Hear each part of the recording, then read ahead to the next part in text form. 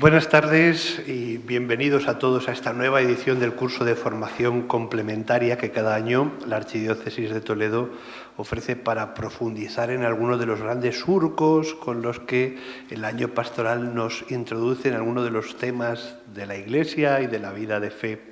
En este año sacerdotal, el Instituto Superior de Ciencias Religiosas, junto a la Delegación de Apostolado Seglar y la Delegación de Medios de Comunicación, ha querido ofrecer la posibilidad a todos de acercarse a una realidad compartida por todos los bautizados.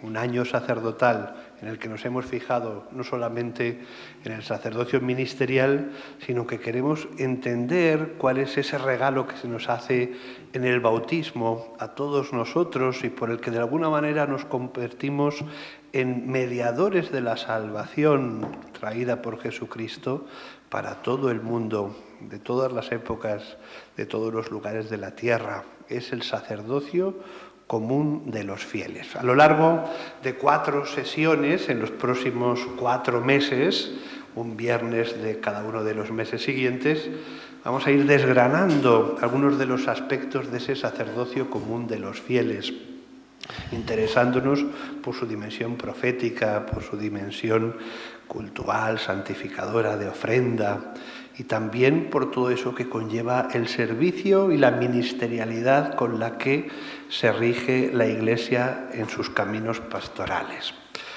Para comenzar este curso hemos tenido a bien recibir con nosotros, agradecidos, la presencia del doctor don Javier Jouve, que nos hará una introducción general a esta cuestión, puesto que él estudió este tema en su tesis doctoral, pero a él nos lo va a presentar el coordinador de este curso de formación, al que agradecemos todos los trabajos que ha hecho para prepararnos este buen menú que disfrutaremos tanto los presentes aquí en el Salón de Grados del Instituto Teológico como a todos aquellos que os unís en directo por canal diocesano de televisión, por Radio Santa María de Toledo, o aquellos que después disfrutaréis alguna de estas conferencias en el canal de YouTube de nuestros medios de comunicación. Pues, don Valentín, muchas gracias y tiene la palabra para presentarnos el curso y el ponente de hoy.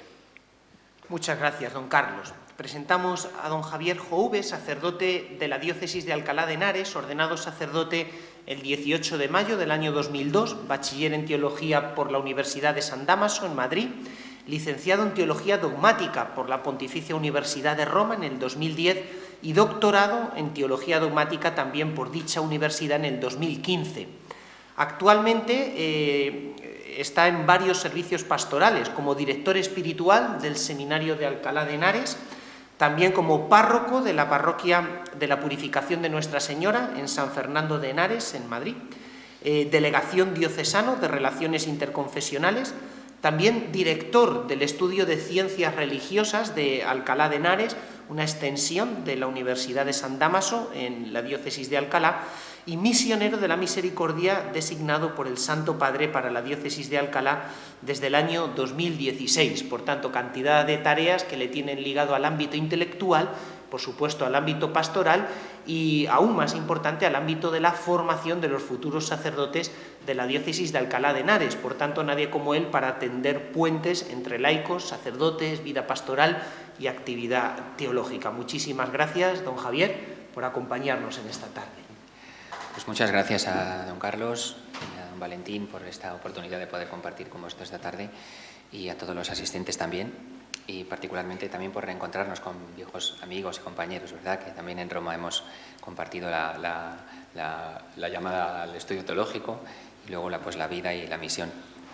Y pues vamos a comenzar. Antes del inicio quería hacer una salvedad por aquello de tender puentes que precisamente don Valentín apuntaba, y es que aunque esta charla o conferencia versa sobre el sacerdocio común, solo quiero, antes de comenzar, anticipar que ya en ella tenemos que hablar también del sacerdocio ministerial, porque entre el sacerdocio común y el sacerdocio ministerial se da una relación como la de, análogamente, si se me permite decir esto, como la de los esposos.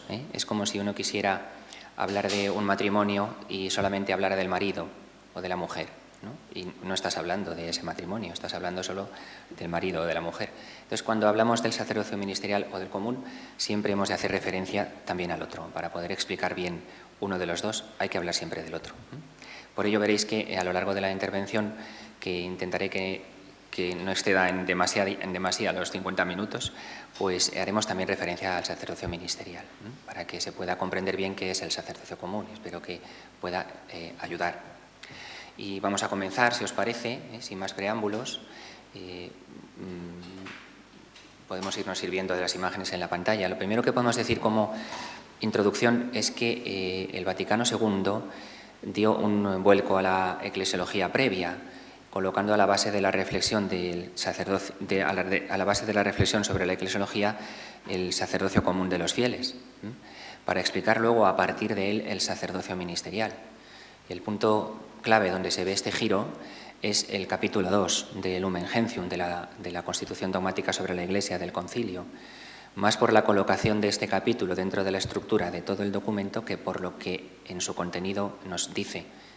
Y particularmente respecto al sacerdocio común, el texto clave es Lumen Gentium 10, que vamos a estudiar, y la relación que se establece entre ambas formas de participación del único sacerdocio de Cristo, sacerdocio común y ministerial, para poner de manifiesto cómo la naturaleza del sacerdocio común no se reduce como a una especie de triple oficio, a la manera de tareas o de roles a desarrollar, sino que es en sí misma la condición bautismal, en la que ya quedamos consagrados a Dios desde el bautismo, que confiere una triple participación en el sacerdocio de Cristo. Es decir, que no es una función, un ministerio, no es una tarea, sino un ser, una condición de vida en la que el cristiano queda configurado, una vocación, una vida cristiana, que es vida teologal, otorgada en el bautismo y que haya su expresión natural en el sensus fidei de todos los fieles, en la vocación cristiana a la santidad y a la vida de fe y de caridad,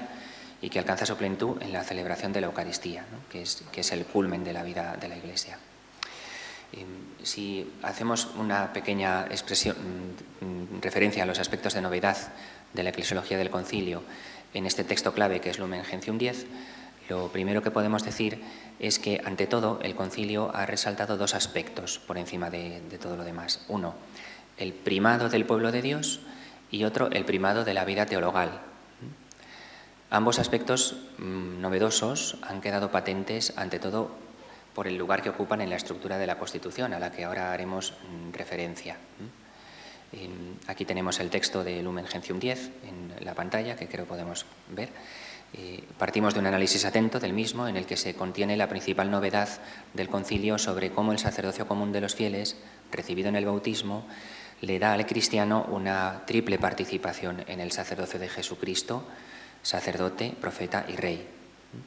El objetivo es clarificar teológicamente la estructura del sacerdocio común. Es lo que trataremos de hacer a lo largo de esta charla, y al final de la intervención haré una breve referencia al reto que, a mi humilde opinión, se puede, digamos, enfrentar la eclesiología hoy, que una breve referencia al reto que creo que la eclesiología hoy podría plantearse, breve, pero que creo que quizás es lo más importante de lo que puedo compartiros esta tarde.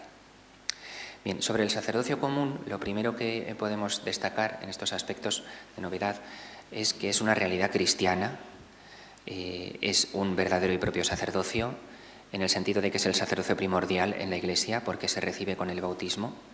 Las abundantes referencias al sacerdocio común en el Nuevo Testamento muestran claramente que no se refiere solo a los laicos, sino a todos los cristianos. Es una realidad de naturaleza primordial que no puede ser ni sobrepasada ni completada por ninguna otra consagración sobreañadida, y a su servicio está el sacerdocio ministerial. Es también una realidad cristocéntrica, centrada en Jesucristo, está fundada sobre Él y se ejercita por medio de Él. Y así lo muestran los textos más importantes del Nuevo Testamento sobre el sacerdocio común. Aquellos más conocidos los tenéis en pantalla, la cita completa, otros un poco más abajo, pero hay muchos más. Aquí solo hay una pequeña referencia a los textos, a algunos de los textos del Nuevo Testamento, también hay más y en el Antiguo. Las referencias al sacerdocio común en la carta de Pedro, la primera carta de Pedro a los romanos, muestran esta centralidad de Jesucristo. Es el sacerdocio santo del que habla la primera carta de Pedro. En él son constituidos los cristianos, pero siempre unidos a Cristo, que es la piedra viva, nunca separados de él. Y otras referencias en el Apocalipsis señalan cómo los cristianos son un pueblo de reyes y sacerdotes, gracias a la redención obrada por Cristo. Siempre está él en el centro. Cristo es quien ha constituido a los cristianos en un reino de sacerdotes para Dios su Padre por el derramamiento de su sangre.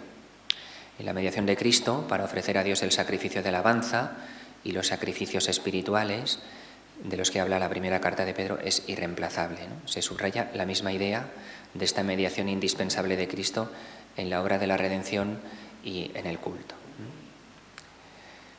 Hay una triple participación en el sacerdocio de Cristo que se da en esta condición bautismal, que es la naturaleza teológica del sacerdocio común, esta condición bautismal, en la que quedamos configurados cuando hemos sido bautizados. En contra de lo que pudiera parecer, el sacerdocio común no es solo el primero de los tres clásicos oficios, munus, que llamamos, sacerdotal, profético, real, ¿no?, en los que el bautizado queda configurado con Cristo. Es una condición de vida, una condición consagrada, una verdadera vida en la que uno queda configurado, es el ser cristiano, que comprende luego el ejercicio de estas tres funciones. Los documentos de preparación del Sínodo de los Obispos de 1987, que dio lugar a la Christi Fideles Laici, comentando la doctrina del número 10 del Lumen Gentium, recalcan esta realidad. Y cito: que la revelación del Nuevo Testamento presenta el sacerdocio del pueblo de Dios, el sacerdocio común, antes que como un ministerio, como una función, antes que un ministerio a desarrollar en favor de los demás, lo recalcan como una situación, es decir, condición de elección, de consagración y de gracia que es propia de todo el pueblo de los bautizados. Por tanto, se trata de lo que se es, no de lo que se hace. Y esta es una diferencia fundamental. Es el ser antes que el obrar. Es el ser cristiano antes que lo que luego hagamos en la Iglesia, colaborando en cualquier tarea. Si bien a este ser cristiano luego sigue un modo muy concreto de obrar, que es el del servicio. Se puede decir, a partir de la eclesiología del Concilio Vaticano II, que en la Iglesia lo primero es el bautismo y a renglón seguido unido a él, lo siguiente es el servicio. Dado que el sacerdocio común es la condición bautismal de todo el pueblo de Dios, pues conviene sugerir, para que se entiendan bien las fórmulas lingüísticas que se emplean, que es preferible hablar de triple participación en el sacerdocio de Cristo más que de munus profético, sacerdotal y real, porque los bautizados participan real y verdaderamente del sacerdocio de Cristo y no simplemente de tres tareas que se nos hayan encomendado o tres oficios. Si fuese así, si esta fuese la única forma de referirse al sacerdocio común, si la describiésemos en términos de oficio, se correría el riesgo de pensar que el sacerdocio común se puede entender en términos de función, de hacer cosas. Y no es eso, ¿no? No se trata de asumir roles o parcelas de trabajo o tareas que se me han encomendado dentro de la vida de la Iglesia, no es eso. Es una condición de ser, es el ser cristiano. La condición bautismal en la que hemos sido configurados con Cristo al recibir el sacramento del agua y del Espíritu. Además, también hay que añadir algo importante: esta triple participación en el sacerdocio de Cristo que se da en la condición bautismal no es personal, y esto nos cuesta un poco más captarlo. Es decir, es una condición eclesial, comunitaria. Es decir, en este sentido se entiende que no se puede hablar de que haya propiamente sacerdotes comunes. No puedo decir, si soy bautizado, yo no puedo decir, yo soy un sacerdote común. No empleamos esa expresión, no se puede decir que haya sacerdotes comunes. Cada cristiano personalmente participa de esta condición del sacerdocio común, pero ella pertenece a la comunión de la Iglesia. La vivimos con toda la Iglesia. El sujeto del sacerdocio común, pues no somos cada uno de los que estamos aquí o cada bautizado. El sujeto del sacerdocio común es todo el pueblo de Dios, que es todo él sacerdotal. Tiene un carácter no individual, sino comunitario. Este hecho, que el sujeto del sacerdocio común es todo el pueblo de Dios, también ayuda a ver más claramente que es una condición y no una tarea, porque si el sacerdocio común fuese una tarea, esta sí que se podría ejercitar individualmente, encargársela a una persona, ¿no? En cambio no es así, sino que se trata del ser cristiano de todo el pueblo de bautizados. Por esto el acercamiento más adecuado al estudio no es tanto el de considerar individualmente 3 oficios, sino la condición de ser en la que el bautizado es configurado, la triple participación en su conjunto. Si damos un paso más, también otro aspecto de novedad es ver los rasgos esenciales que este sacerdocio común de los fieles conlleva, y en él hemos de señalar varios. Primero, hay una participación, que ya lo hemos comentado, en el sacerdocio de Cristo, hay que explicarla. La recepción del bautismo pone la vida del hombre bajo el dominio de la vida divina de la Trinidad. Este dominio constituye una consagración sacerdotal, prolongación de la que había sido perfectamente realizada en Jesús. Cristo hace partícipe de su sacerdocio a aquel al que salva, a aquel que recibe el bautismo. Lo menos que se puede decir es que el conjunto de los fieles, todo el pueblo de Dios, tiene una actividad cuya fuente es el Espíritu Santo y que está vinculada a la obra de reconciliación de Cristo. El Espíritu es la fuente de la que emana el sacerdocio común. En esta participación en el sacerdocio de Cristo, todo el pueblo sacerdotal es asociado a su Señor en la obra mediadora de la salvación. Todos los cristianos estamos llamados a ofrecer nuestra vida en cada cosa que hacemos cada día como una ofrenda agradable al Padre, por mediación de su Hijo Jesucristo y en unión con Él, por la salvación del mundo. Y de este modo, por los méritos de la pasión del Señor, que es el único mediador, somos asociados por el sacerdocio común a su mediación salvadora. En efecto, ¿no? La Iglesia, que ha sido enviada por Cristo a evangelizar a todos los pueblos, como la define el Concilio, es sacramento universal de salvación, llevando adelante la misión del mismo Cristo en el mundo, y ella, consciente de que Cristo cumple su promesa de estar presente y de obrar en ella y por medio de ella hasta el fin de los tiempos, para que la Iglesia pueda llevar adelante su mediación como esposa de Cristo y como madre de los fieles, la Iglesia reza por los no cristianos y a la vez recibe como hijos a aquellos a los que Cristo su esposo santifica en el bautismo, ¿no? Y así ella, la Iglesia, pueblo sacerdotal, colabora con su esposo en el dar a luz y cuidar a sus nuevos hijos. En el sacerdocio común también hay un rasgo esencial que es el universalismo, ofrecido en la Iglesia por la salvación de los hombres. No puede ser reivindicado por un grupo solo o por una persona aisladamente. Es un don de Cristo que viene a salvar a todos. Como dice la primera carta a Timoteo, Dios quiere que todos los hombres se salven y lleguen al conocimiento de la verdad. Por eso llama a todos, sin exclusión, a participar de este nuevo culto al Padre en espíritu y verdad, como le dice Cristo a la samaritana. Todos están llamados al sacerdocio común. Por eso es ofrecido en la Iglesia por la salvación de todos los hombres. En una de las citas principales que antes mostraba en la carta a los Romanos, capítulo 12, se muestra cómo el significado de la vida de todo cristiano está en vivir conforme a Cristo, ofrecidos con Él y como Él, con palabras y obras, con todo el ser por la salvación del mundo. El sacerdocio común también se define evidentemente con la misión de la Iglesia como servicio que ha de prestar.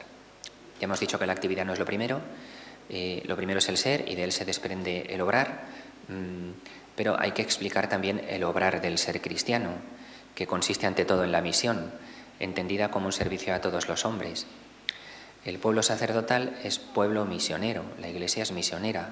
La actividad del sacerdocio común es adhesión de fe a Cristo, ante todo, y luego difusión de esa fe, difusión del Evangelio. Es ofrecer a Dios, el ofrecimiento a Dios del mundo entero y de uno mismo por el mundo entero. Es el testimonio, ¿no?, la martiría en griego, o espíritu de profecía que poseen los cristianos y que es posible porque el mismo espíritu que está sobre Cristo nos unge para la misión. Lo hemos recibido los cristianos en el bautismo. El Espíritu Santo asegura la proclamación de la palabra y la acogida de la fe. Gracias al Espíritu los cristianos pueden difundir la revelación divina que se nos ha comunicado por Cristo. Y hay numerosísimos testimonios en el Nuevo Testamento acerca de ello. El Espíritu Santo, como recordaba Evangelii Nunciandi, es el principal protagonista de la evangelización. Para los que están cerca, porque todo hay que ponerlo al servicio de la comunidad, ¿no?, y también para los que están lejos, porque el sacerdocio común hay que vivirlo de puertas afuera de la Iglesia, de puertas afuera de los templos, animando las realidades temporales donde nos movemos cada día. Y un testimonio que ha de ser, tanto para cercanos como para lejanos, explícito, pero también implícito. Explícito porque, en virtud del sacerdocio real, los cristianos estamos llamados a testimoniar las obras de salvación que Cristo ha obrado, ha realizado, con la palabra, pero también implícito, porque la misión no conlleva solo evangelizar explícitamente con la palabra, anunciando la palabra de Dios, sino también con el testimonio de nuestras obras, con el testimonio de toda la vida, que precisamente por esta palabra que nos hemos dejado transformar, porque nos ha tocado el corazón, pues nuestra vida se ve atravesada por ella. El ofrecimiento a Dios de sacrificios espirituales, como dice la primera carta de Pedro, indica precisamente esta idea: ofrecer a Dios la vida entera, consagrados a Él, como el culto que a Él le agrada y que es justo y razonable, ¿no? Ahora en Cuaresma estamos escuchando ya los textos bíblicos, el sacrificio que a Dios le agrada. ¿Cuál es? Pues no un sacrificio vacío o hecho para la galería, sino nuestra vida entregada con obras sinceras de amor, con una recta intención de agradar a Dios. Toda la vida del cristiano es ofrecida a Dios y con ella le alaba y da culto y ha de ser testimonio vivo de la buena noticia. Y en esta entrega de la propia vida es insustituible el ejercicio de la caridad y con una predilección especial por los más necesitados. Y por último, el testimonio supremo que un cristiano puede llegar a dar es el del martirio, ¿no? No por nada el sacerdocio común ha nacido de la sangre de Cristo. Un cuarto rasgo es el de, vamos a pasar aquí, ¿sí? El de la relación con la economía sacramental. El sacerdocio común y la vida espiritual del cristiano se inauguran en el bautismo, y en la confirmación luego se nos otorga, con la efusión especial del Espíritu, el don de ser mejores testigos de la fe cristiana, con palabras y obras, pero necesitamos también de la Eucaristía para crecer, desarrollarnos y llegar a cumplimiento en el ejercicio del sacerdocio común. En la Eucaristía llega a culmen el sacerdocio común. No es una realidad exclusivamente cultural el sacerdocio común, porque ya hemos dicho que hay que vivirla en las cosas de cada día, pero tiene en el sacrificio de la Eucaristía el lugar privilegiado, desde el que partimos, alimentados por ella, al mundo, y al que retornamos llevando toda la vida para ofrecerla al Padre en unión con Cristo. Gracias a la Eucaristía se ofrece de modo válido y eficaz el sacrificio espiritual de la vida del cristiano, y por la mediación de Cristo. Sin ella, nuestro ofrecimiento a Dios no podría llegar o no podría alcanzar, no podría ser válido. La Eucaristía, recuerda el concilio, es la fuente y el ápice de toda la vida cristiana, es el momento más fuerte de vivencia del sacerdocio común, ¿no? Y particularmente cuando después de toda una semana de trabajo ofrecida, acudimos a la misa dominical para ofrecer por la salvación de los hombres al Padre Dios en unión con Cristo cuanto hemos querido vivir y cuanto hemos podido entregar de servicio y de amor a los demás. Bien, y un intento de síntesis de todos estos rasgos podría hacerse diciendo que hay tres aspectos fundamentales del sacerdocio común que no pueden faltar sobre su naturaleza y significado. Se presenta como una nueva consagración que hace capaz de ofrecer un nuevo culto que implica toda la existencia y se recibe en el bautismo. Esta afirmación es fundamental. El sacerdocio común es configuración con Cristo, profeta, sacerdote y rey. Es condición de nueva santidad formada por el Espíritu Santo, que se obtiene participada del único sacerdocio de Cristo y que nos capacita para dar un nuevo culto espiritual al Padre, en espíritu y verdad, anunciando el Evangelio, esa dimensión profética, celebrando la acción litúrgica, que es la dimensión sacerdotal, y sirviendo al hombre y al mundo en la caridad, que es, digamos, la dimensión real, sacerdote, profeta y rey. Bien, en una segunda parte de la intervención vamos ahora a tratar de explicar, como ya adelantaba antes, la relación que existe entre el sacerdocio común y el sacerdocio ministerial, aquel que han recibido los presbíteros por el sacramento del orden, ¿no? Porque es necesario, para no explicar el sacerdocio común de forma parcial o incompleta, hacer referencia al sacerdocio ministerial. Vamos a ver, aquí. Aquí tenemos de nuevo el texto de Lumen Gentium 10, el segundo párrafo, que es el que ahora nos importa para la explicación. Es preciso comenzar esta explicación de la relación de ambos sacerdocios poniendo de manifiesto la mutua relación que hay entre ambos en su distinta participación del único sacerdocio de Cristo, que está descrita en este párrafo de Lumen Gentium 10. El texto distingue claramente aquella condición sacerdotal de la que goza todo el pueblo de Dios por el bautismo, que es el sacerdocio común, respecto del ministerio ordenado que reciben algunos miembros del mismo pueblo por medio, en este caso, del sacramento del orden. El Lumen Gentium 10 da dos datos fundamentales sobre cómo se puede expresar esta relación entre ambos. Primero, se ordenan el uno al otro, y segundo, ambos participan, aunque cada uno en su modo propio, del único sacerdocio de Cristo.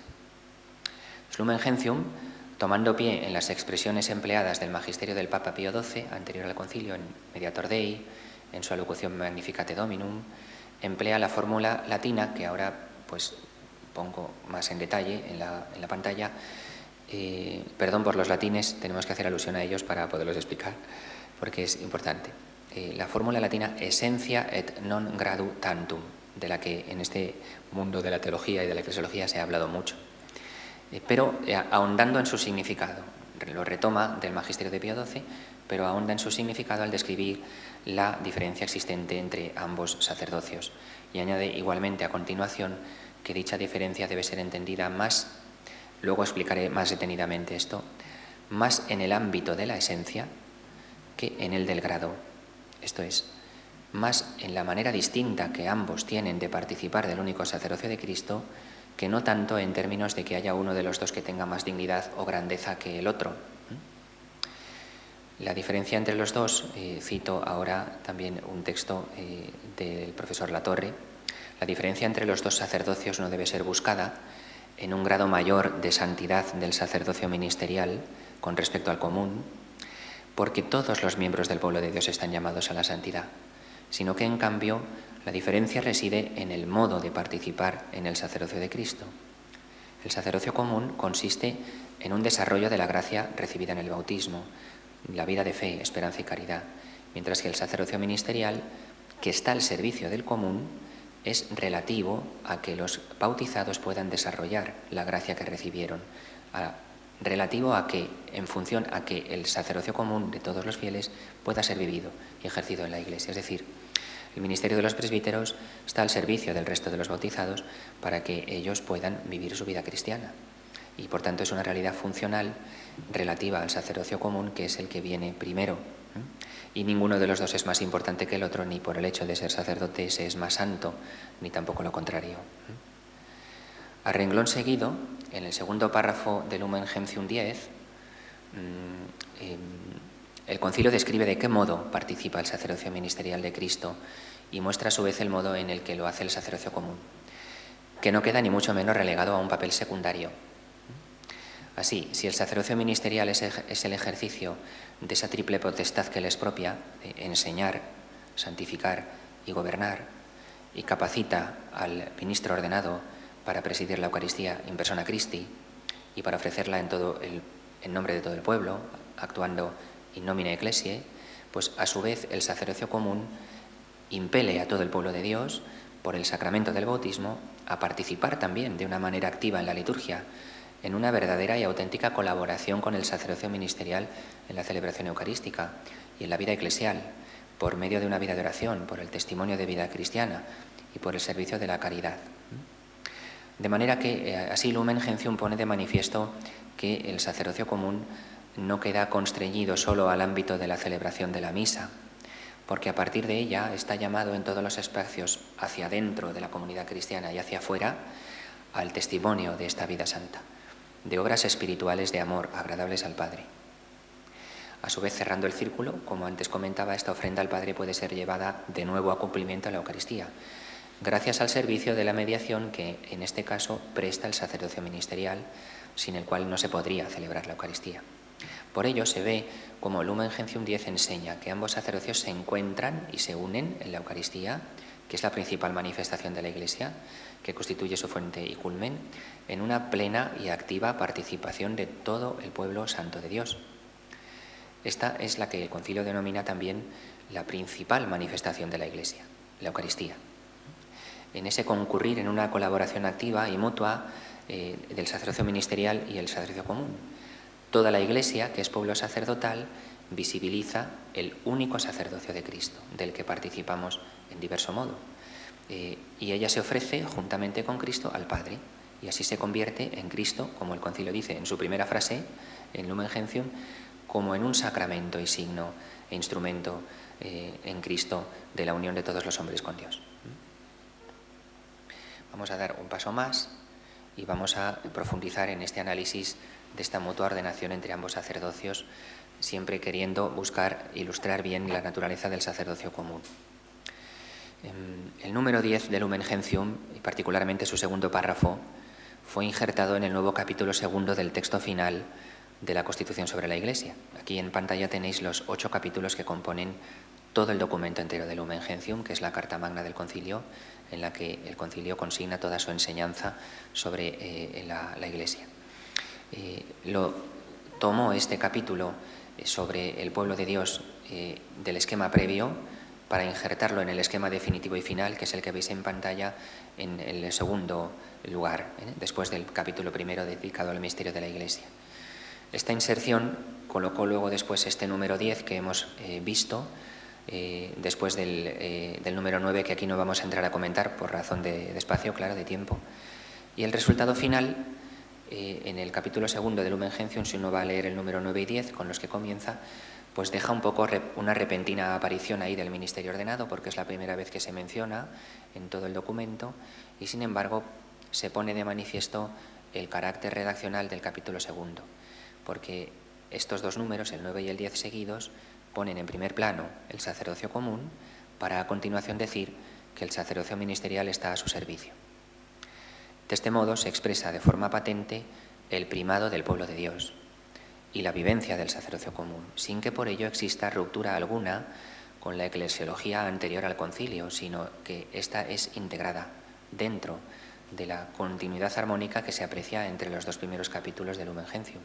Entonces, la ordenación de capítulos que podéis ver en pantalla pone de manifiesto que la Iglesia se compone ante todo de hijos de Dios por el bautismo, poniendo el capítulo 2, que habla de todo el pueblo de Dios, en primer lugar, hablando de lo que es común a todos en la Iglesia, antes que hablar luego ya de jerarquía, de laicado o de religiosos.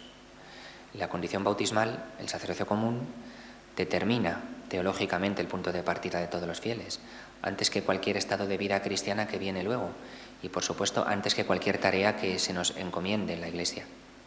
Por ello puede decirse que esta condición sacerdotal de todo el pueblo de Dios permea necesariamente, ¿no?, toda la existencia cristiana.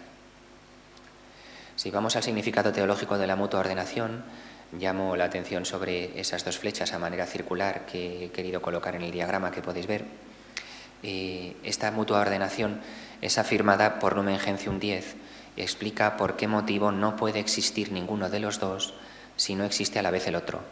Por eso no podemos hablar solo de uno y no hablar del otro. Ahora bien, junto a la coexistencia de ambos hay que mantener la mencionada primacía del sacerdocio común, por la cual el sacerdocio ministerial es relativo a él y está en función suya. Decir esto, sin embargo, no deviene en absoluto en detrimento del sacerdocio ministerial, ya que, aunque hay que dar todo su relieve a la dimensión profética, real y sacerdotal del sacerdocio común, sin embargo, su ofrecimiento no puede ser llevado a culmen sin la celebración de la Eucaristía, y esta no es posible sin el sacerdocio ministerial. A su vez, decir esto tampoco permite afirmar que el sacerdocio ministerial es autosuficiente u omnipotente en la Iglesia, pues por el sacerdocio común se otorga el ser Iglesia y la capacidad de vivir y de obrar en su nombre. El sacerdocio ministerial, que a su vez se recibe por el sacramento del orden, tiene la misión de actuar en persona Christi, siempre al servicio de la condición recibida en el bautismo. Lumen Gentium explica que el sacerdocio ministerial no ostenta una dignidad mayor, sino que, aun estando fundado sobre un sacramento que imprime carácter, que es el sacramento del orden, sin embargo siempre es una realidad de naturaleza ministerial, esto es, funcional, en función y al servicio del pueblo de Dios. Por tanto, no cabe en la explicación de la mutua relación entre ambos plantear la cuestión en términos de ¿quién importa más? ¿Quién importa más? Esa cuestión es estéril nunca puede tener espacio en la vida de la Iglesia, en la que todos los bautizados gozamos de una igualdad radical en la condición de más alta dignidad que se pueda nunca tener, que es la de ser hijos de Dios por el bautismo, y una misma vocación a la santidad. Se trata, en cambio, de reflexionar sobre esta mutua relación que el Vaticano II ha reafirmado para poder comprenderla y vivir mejor bien esto en la práctica pastoral y en el tejido eclesial. En esta relación de mutua ordenación se pone de manifiesto el estrecho vínculo que hay entre liturgia e Iglesia, y de paso es puesto a salvo de una larga fractura de siglos que había padecido a causa del modelo clerical que predominaba en la eclesiología anterior al concilio, lo cual equivale a decir que se pone a salvo la razón de ser, la misión y la vida misma de la Iglesia en el mundo, al servicio del plan de salvación de Dios. Por estos motivos se comprende cómo ninguna de las dos formas de participación en el único sacerdocio de Cristo podría tener sentido ni ser nunca autosuficiente por sí solo. No tendría sentido una Iglesia solo de curas, no tendría sentido. Tampoco tendría sentido o no podría vivirse y llevar a cabo su misión una Iglesia solo de bautizados, sin el sacerdocio ministerial. No tiene sentido. No se puede explicar bien uno de los dos, ni la Iglesia, si se deja de mencionar al otro. En su mutuo reclamo y complementariedad, las dos formas de participación del sacerdocio de Cristo hacen posible que exista la Iglesia y que desarrolle su vida y que cumpla su misión. Por ello, en Lumen Gentium, más adelante, en el número 32, que junto con el 31 nos describen la fundamentación teológica del sacerdocio común, se puntualiza que la distinción entre pastores y fieles lleva consigo la unión, ya que hay entre ellos una relación de recíproca necesidad. Entonces, a partir del bautismo, todo fiel recibe la vocación a la santidad y a la misión, y está llamado a hacer presente el reino por el testimonio de una vida santa y ofrecerse con Cristo al Padre por la salvación de los hombres, en virtud de esa auténtica consagración de toda la persona en seguimiento a Cristo, que se recibe en el bautismo, que se refuerza en la confirmación y que se lleva a término en la Eucaristía. Pero para que pueda llevarse a efecto este sacerdocio común es necesario el servicio del sacerdocio ministerial, el cual, desempeñando visiblemente la función sacerdotal en nombre de Cristo, actuando en la persona de Cristo, ejerciendo la representatio ecclesiae, hace posible que todos los fieles sean consagrados en un solo cuerpo, que puedan recibir el perdón de los pecados, que puedan recibir la Eucaristía, en la cual nuestra oblación espiritual alcanza su consumación cuando nos unimos a Cristo, que es el único mediador. El hecho de que el sacerdocio ministerial sea relativo al sacerdocio común hace que la relación entre ambos esté exclusivamente orientada hacia este último. El sacerdocio ministerial nunca puede ser un fin en sí mismo, porque está, como también dice Lumen Gentium 10, para formar y dirigir al pueblo sacerdotal, pero no así a la inversa, porque el sacerdocio común no está destinado a servir al sacerdocio ministerial. No obstante, la ordenación entre los dos ciertamente es mutua, porque el sacerdocio común solo alcanza su cumplimiento gracias al ministerial, por lo cual también queda excluida cualquier intento de autosuficiencia del sacerdocio común. Sería igual de erróneo. Ambos son siempre complementarios, y esto se ve bien en la celebración de la Eucaristía, como hemos explicado. Una última palabra, ahondando en esta relación, del modelo de Iglesia que se desprende de esta enseñanza eclesiológica del concilio, que Iglesia nos permite vislumbrar. Tanto el sacerdocio común como el ministerial han sido instituidos por Jesucristo en su origen inmediato, por lo que pertenecen a la naturaleza de la Iglesia, y sin estar ninguno por encima del otro se reclaman mutuamente para que la Iglesia pueda desarrollar su vida y su misión. Si el sacerdocio común ha de ser formado y debe dejarse formar y dirigir por el sacerdocio ministerial, este a su vez está ordenado y puesto al servicio de aquel. Respecto a la diferencia que existe entre ambos, se puede decir, como veremos ahora, que no es tanto de grado, es decir, no hay uno más importante que el otro, ni más digno que el otro, cuanto de esencia, porque esa diferencia entre ambos se basa en un modo diferente de participar del único sacerdocio de Cristo. Y entre cosas, o digamos, modos diferentes, no hay uno más importante que el otro, hacen falta ambos. A partir de la igualdad radical de todos los cristianos, en función del bautismo, que el concilio señala, ya no se puede una palabra acerca del modelo de Iglesia que el concilio nos presenta.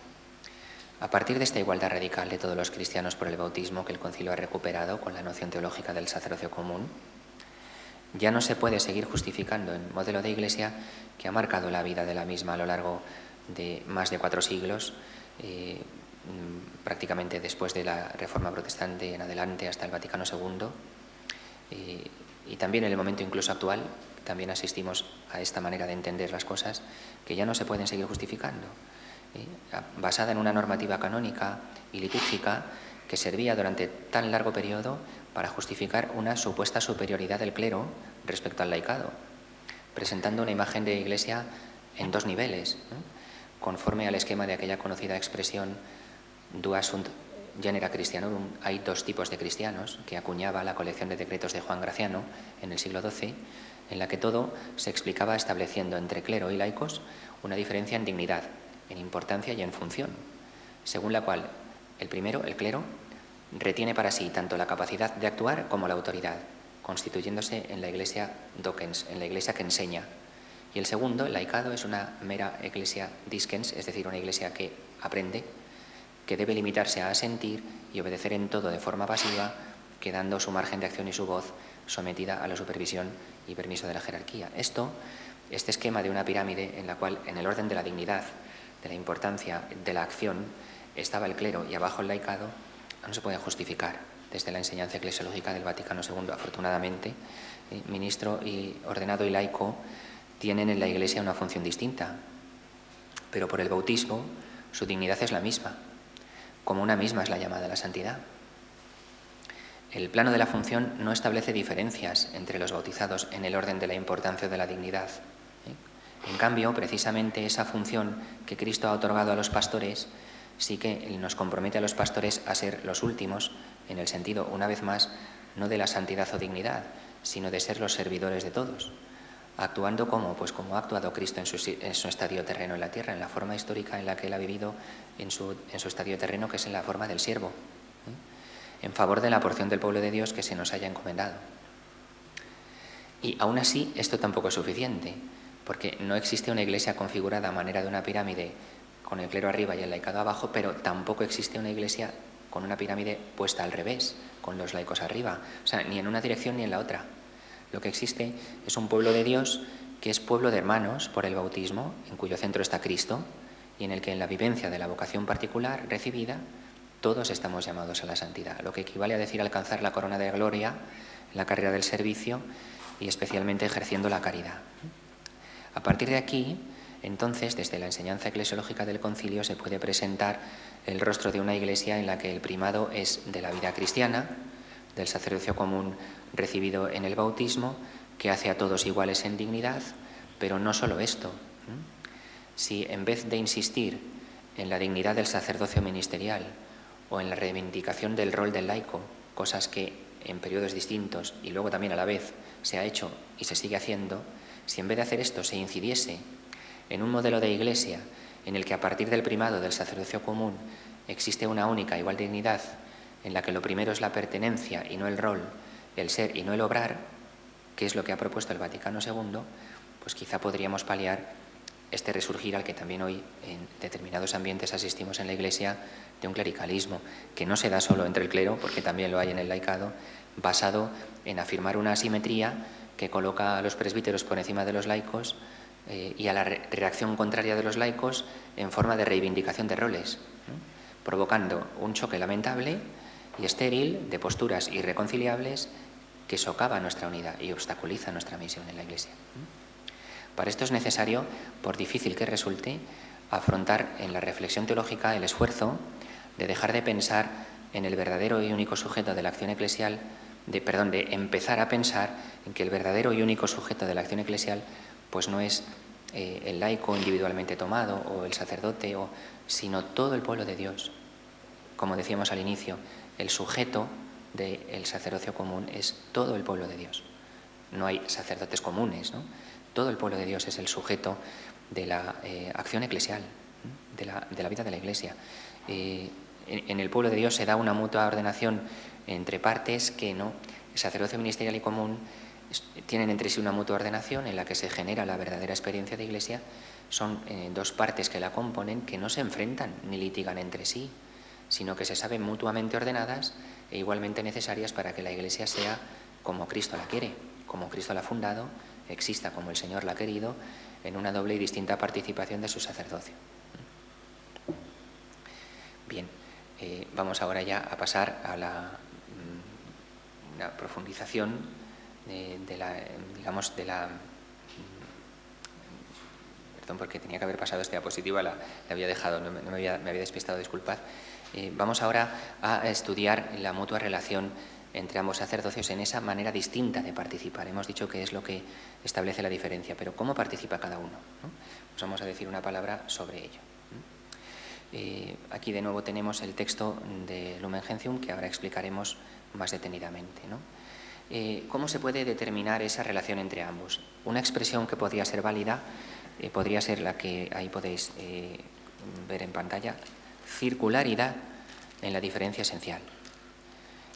Para explicar esta frase o esta expresión es necesario exponer, aunque sea brevemente, las razones por las que se puede afirmar que Lumen Gentium indica, sin género de dudas, una diferencia esencial de ambos sacerdocios, por la que precisamente viene dada su mutua ordenación y no tanto una cuestión de grado.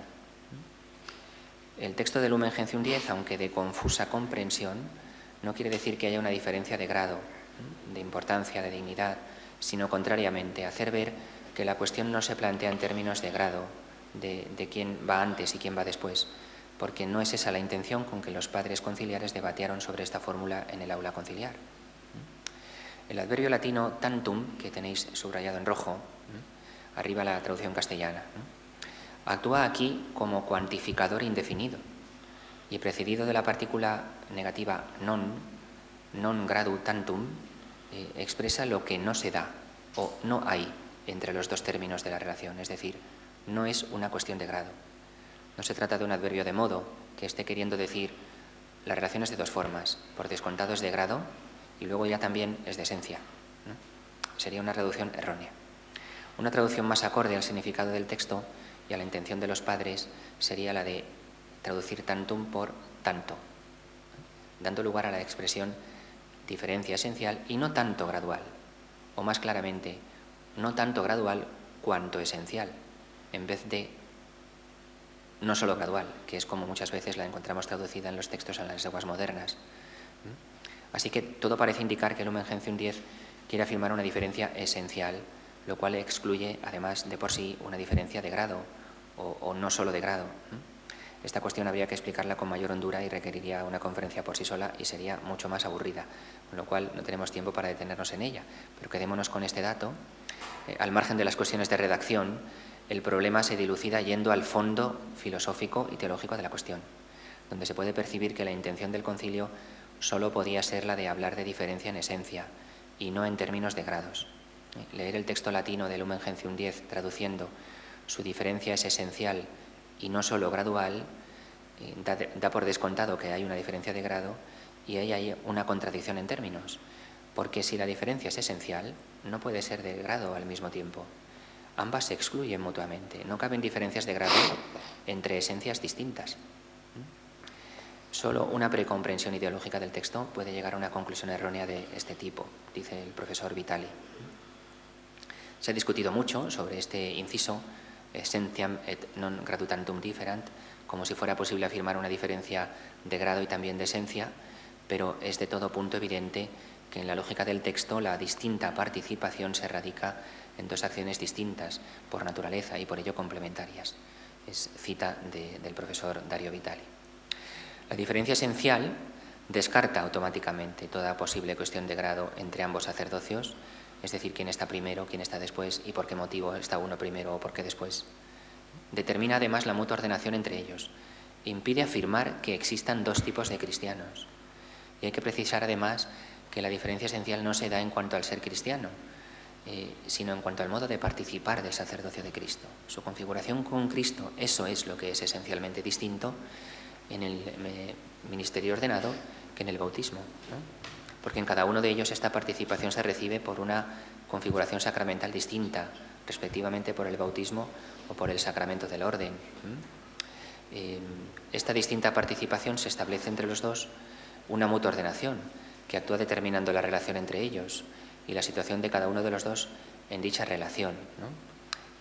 Por tanto, por eso podemos decir que se puede formular en términos de una circularidad en la diferencia esencial, referida al modo distinto de participación, ¿no? Como se puede ver, en ella se genera y se fundamenta la vida, el ejercicio de la dimensión de la Iglesia. Ya por último, por ir concluyendo, pues voy a ir un poco abreviando más por razón también de tiempo los últimos, apartados que podíamos señalar.